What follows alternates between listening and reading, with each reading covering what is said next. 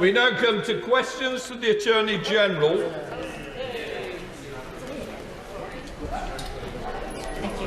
Karen McCarthy. Question number 1, Mr. Speaker. Thank you, Mr. Speaker. While progress has been made, the CPS acknowledges that there is more to do to ensure that every complaint gets a high-quality response in a timely manner. I will be discussing this very issue with the Director of Public Prosecutions at our next meeting. Karen McCarthy. That answer, and I'm sure he'll be aware that the CPS Inspectorate recently conducted an investigation into the CPA's response to complaints from victims of crime. They found that almost half were below standard and only a third were adequate. Don't victims of crime deserve better? Thank you, Mr. Speaker, and I'm very grateful to the Honourable Lady for her serious and important question. It is of the utmost importance that victims are well supported by all parts of the justice system. Improvements need to be made. Mr. Speaker, it might be worth pointing out that in the Inspectorate's report, the complainants were looked at from victims, defendants, witnesses, the police and others. There is clearly some way to go, but the CPS has accepted each and every one of the recommendations. Sir Michael Fabricant. Question 2, sir. Mr. Speaker, with permission, I'll answer question 2 and 8 together. We are supporting my counterpart in Ukraine, Andrei Kostin, and Ukraine's judiciary with an ongoing package of very practical assistance. They have opened over 100,000 files into alleged Russian war crimes. There is a growing body of evidence that serious crimes have been committed. Together, we will ensure that allegations of war crimes are investigated robustly and independently. Sir Michael. While the House is naturally very much focused on what has happened in the Middle East and the Hamas attack against Israel, it's true to say, of course, that the war in Ukraine continues. What assessment has my right honourable friend made of the forcible deduction, what's the word? But anyway, the forcible movement of young children, abduction, of course, of young children in Ukraine to Russia? Forced deportation of children is particularly abhorrent. In July, the Foreign Secretary announced 14 new sanctions against Russian officials who've been involved in forced deportation of Ukrainian children and the spreading of hate-filled propaganda. We continue to work really closely with the Ukrainians. I'm seeing Andrei Kostin in person again next week, and we'll remain involved at all levels, from the ICC to local prosecutions. Run. Thank you, Mr. Speaker. I thank the Attorney General for that answer. Could you tell me, in the context of Russia's aggression against Ukraine, what steps she has taken at an international judicial level to ensure the rule of law is upheld? Mr. Speaker, at the end of last month, I was very honoured personally to appear before the International Court of Justice in The Hague. I made the UK's submissions in the case against Russia concerning the Genocide Convention. It was a really important moment for the rule of international law, the international rule of law. This will be a long process, I fear, but we will play our full part. Jim Shannon. Thank you, Mr. Speaker. Can I thank the Attorney-General very much for her response and for her understanding of our requests. One of the things that isn't mentioned very much, unfortunately, about Ukraine is whenever they invaded East Donbass and way back when they took over Crimea, many Baptist pastors went missing. They were abducted, they were kidnapped, they were killed, and nobody has ever been made accountable. Can I ask the Attorney-General, please, if I could ask her intervention and help to try and give accountability to some of those families who have lost loved ones? Thank you. The honourable gentleman always speaks so passionately on behalf of those, particularly those involved in helping others with their religious beliefs and making sure that they are not persecuted around the world. I've heard what he said. We now come to SNP spokesperson Patricia Gibson. Thank you, Mr. Speaker. The Attorney-General has rightly said that international accountability for Russia's actions in Ukraine is very important. She will also be aware that some deep concerns have been expressed that Russia may be exploiting the very volatile and fragile situation in Israel and Palestine, with Russia's reportedly close links with Hamas and accusations of facilitating international terrorism. Does the Attorney-General share these concerns, and what efforts does she think the international community can take to counter this?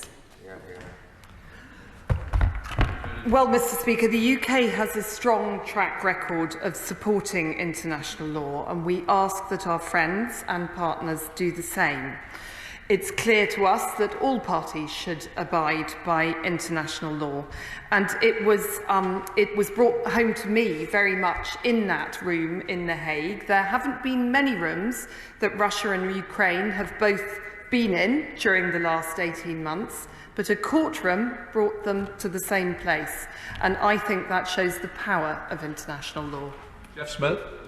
Thank you, Mr. Speaker. Question 3. With permission, Mr. Speaker, I'd like to answer 3 and 6 together. The Government is committed to ensuring that victims are treated fairly and compassionately. We know that joined-up working across the criminal justice system works, and we know that supporting victims makes a real difference. This is why we're spending 4 times as much on victim support as was the case in 2010. Jeff Smith. Mr. Speaker, there are victims of crime in our country who have had to wait years for their case to come to court, who've bravely given testimony to ensure that the criminals who robbed or attacked them are convicted, but who this week will have to watch those criminals bailed rather than jailed because the prisons are too full to pass sentence against them. What message would the Attorney-General like to send to those victims? The message that I want to send to victims today is that they are very important to this government, and we want them to come forward, and we want to investigate and prosecute the crimes of which they are the victims as well and as expeditiously as we can. I listened to what the Lord Chancellor had to say on Monday, and I was impressed that he is putting the focus, those prison places, in the right part of the system, those serving time for longer, more violent, more worrying offences, and that those at the other end of the prison system, those are on that revolving wheel of going in and out of prison, will be treated in a different way. We want, and he wants, and it was clear to me that he feels this very strongly, he wants to reduce crime, and he is making sure that the whole of the criminal justice system and the prison system works to achieve that aim. Amandeep Singh Desi. Mr. Speaker, according to the latest figures, shockingly, more than 6,400 Crown Court cases have been waiting over 2 years to be heard. That's up more than 2/3 from last year alone. So what does the Attorney-General have to say to the victims who have despairingly been put on hold, their lives have been put on hold while they are waiting for justice, and to those who can no longer cope with any more delay, even if despairingly that means having to let their case collapse? Well, I'm happy to say that the Honourable Gentleman and I share a local Crown prosecution area, and the local victim attrition rate is well below the national average in our area of Thames and Chiltern. It's running at about 13%. Any attrition is too high, and we want to make sure that we support victims to enable them to continue to bring their cases. That's why we've put in place about 800 independent sexual victims advisors to help them, ISFAs, to help those victims feel supported and able to go to trial. A couple of weeks ago, we had a series of very distressing break-ins to small owner-manager businesses in Leighton Buzzard High Street. I know that the owners and Bedfordshire Police were disappointed in the response of the CPS. Would it be possible to get the CPS together with those business owners so we could see to try and improve things in the future? I'm sorry to hear about those distressing cases, and of course either the Solicitor General or I would be delighted to meet with the Honourable Gentleman to discuss this further. Shadow Leji and Little. Thank you very much, Mr. Speaker. Last month, Mr. Speaker, I had the pleasure of hosting the brilliant Women's Budget Group here in Parliament for the launch of their report on gender gaps in access to civil justice. Across the board, from employment and benefits to domestic violence and housing, the report found too many women reaching crisis point before they got the help that they need, as well as increasing numbers getting no help at all and having to represent themselves in court. So can I ask the Attorney-General to raise these findings with the Justice Secretary and look at how the government can address the disproportionate impact on women of our country's legal aid deserts? I think the Honourable Lady makes an important part, and I read with interest some of the work that she'd been doing with others for whom I have enormous respect in this important area. I know that the Honourable Lady is very capable of raising these matters herself with the Justice Secretary, but I would also like to reassure her that the access of everybody to justice is very much top of my agenda and his. Alice Cunningham. Mr. Speaker. With permission, Mr. Speaker, I'd like to answer 4 and 9 together. We're committed to tackling violence against women and girls and have introduced new specific offences to target these crimes. We're steadily increasing the number of rape prosecutions. We're working on new ways to recognise the relationship between rape, domestic abuse and stalking. Close working across the system is the key to effective prosecution. Alice Cunningham. At Labour's recent conference in Liverpool, my honourable friend, the Shadow Attorney General, highlighted the shocking statistic that it's 200 times more likely for a woman to be a victim of stalking in this country than it is for her stalker to go to jail. Does the Attorney General agree that it's time we started treating stalking with the seriousness it deserves, including giving victims of online stalking a right to know the identity of their stalker? I thank the Honourable Gentleman for raising this important issue before this House, and I would like to reassure him that this government is absolutely committed to helping stalking victims bring their cases to prosecution.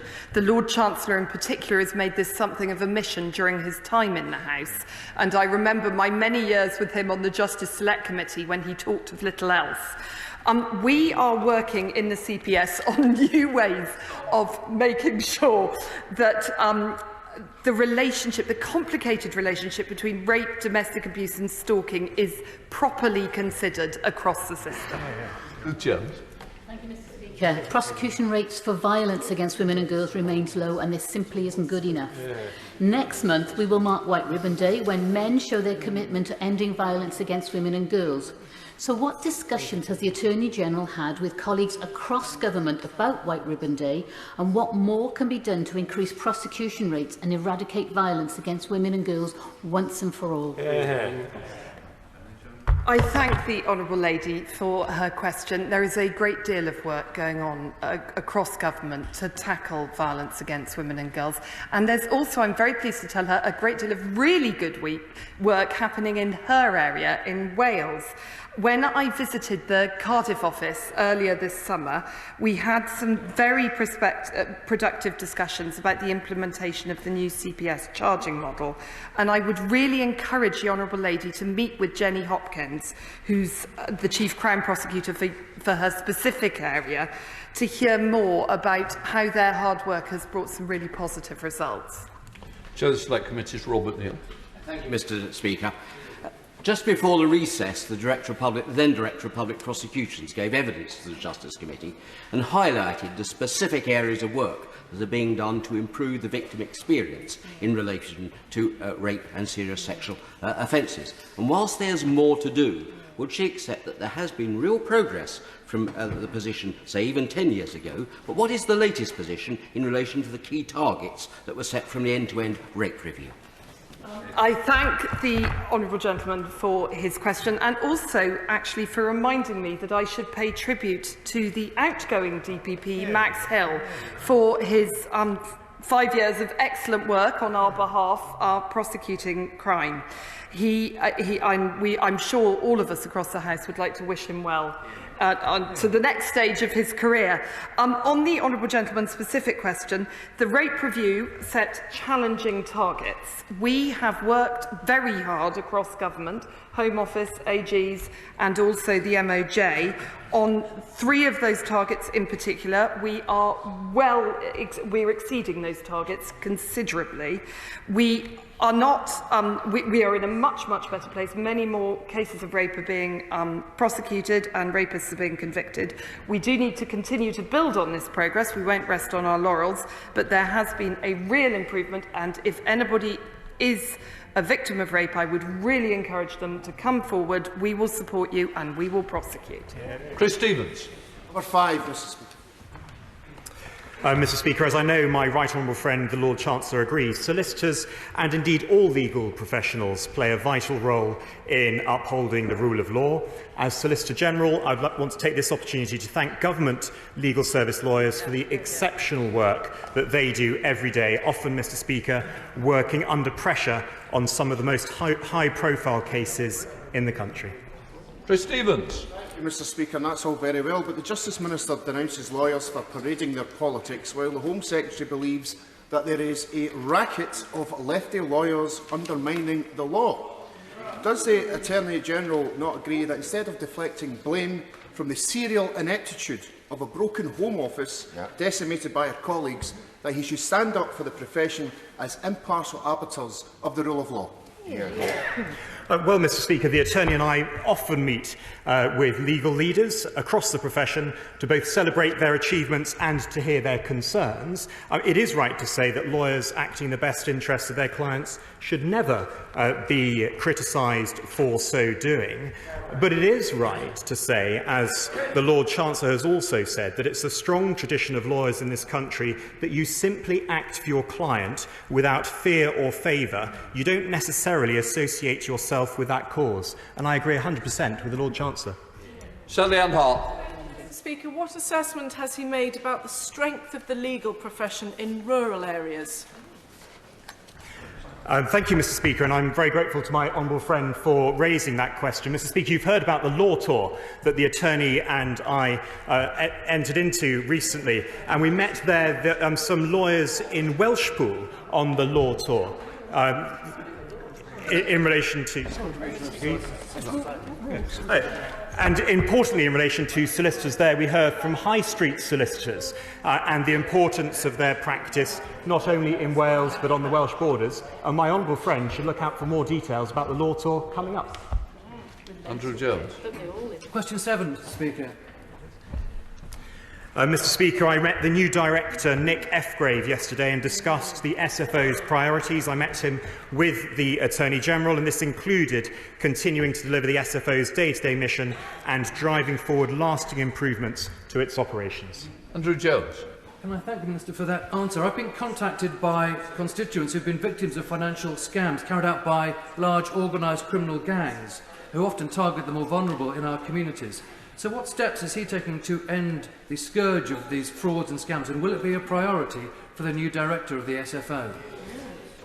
Thank you, Mr. Speaker, and I'm grateful to my honourable friend for that question. And I can tell him that just last week the SFO announced a criminal investigation into a suspected fraud at Safe Hands Plans, a funeral plan provider that had 46,000 plan holders before it collapsed last year. And I know that my honourable friend has raised this very point in the House during a debate earlier on, and I'm very grateful to him for that. And I'm sure that he'll agree that the announcement of the SFO's investigation is a significant and a welcome step. Sure. Speaker, will the new head of the Serious Fraud Office take the job very seriously and look at some of the big fraudsters and the penalties again? And will he ask the new member of this, in this job why Bernie Ecclestone, this massive fraud against the tax system, didn't go to prison?